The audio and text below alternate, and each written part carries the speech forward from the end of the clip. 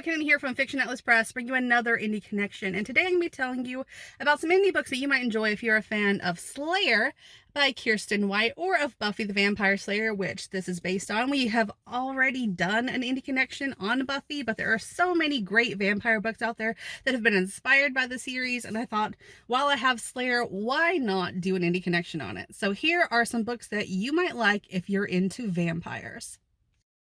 The first book I have for you is called Grave Things by Lindsay Mead.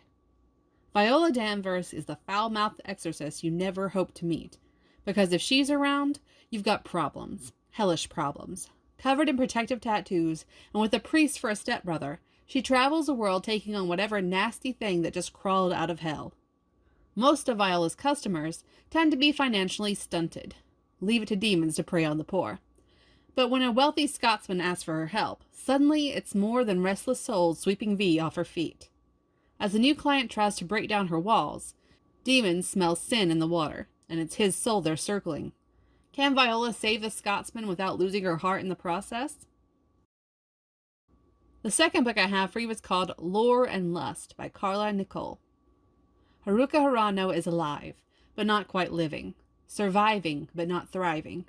As an elite, purebred vampire in the 21st century, he is broken, content in his subpar existence. He is done with life, but life is not finished with him. When he receives a formal request to oversee an antiquated vampire ritual at Hertzmonsu Castle, Haruka grudgingly leaves his home to meet another purebred. The vampire is not what he expects. Truly, he is unlike any vampire Haruka has ever encountered.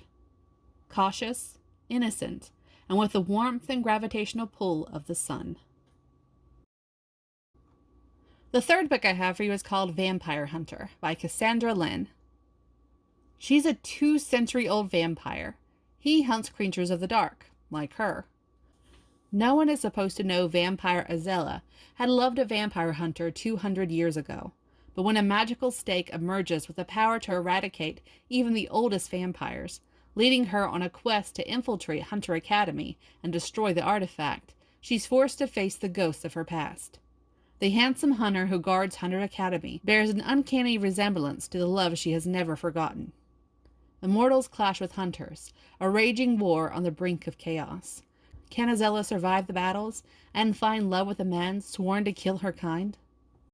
The fourth book I have for you is called Death Becomes Her by Michael Anderle.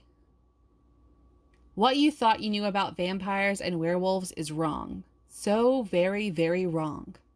1,000 years of effort to keep the unknown world hidden is unraveled, and the patriarch is tired. He needs to find someone to take over. One dying woman might be the ace in the hole he needs. Her name is Bethany Ann. She might also be the one person needed to save humanity. If she is willing to change, will she pass the turning? If she survives the turning, will she be powerful, and how will she handle those who now want her dead? Unknown, untested, and untried, she sets out to accomplish the impossible while forging a new future, one that no one knew was in danger. The universe might forever be changed in her wake. They say a dress can make a woman, but in this case, the dress is death, and death becomes her very well indeed. And the last little bonus we have is one of our Fiction Atlas anthologies called Bloodsport. It is a vampire anthology, and 100% of the proceeds from the anthology go to the International Red Cross. I'm very proud of this anthology, and here is the synopsis. Hungry for some blood-curdling action and adventure?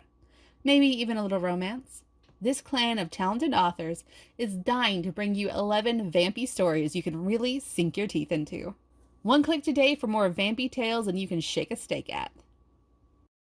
Okay, that's all for us this week. We'll see you next week on Indie Connection. Bye.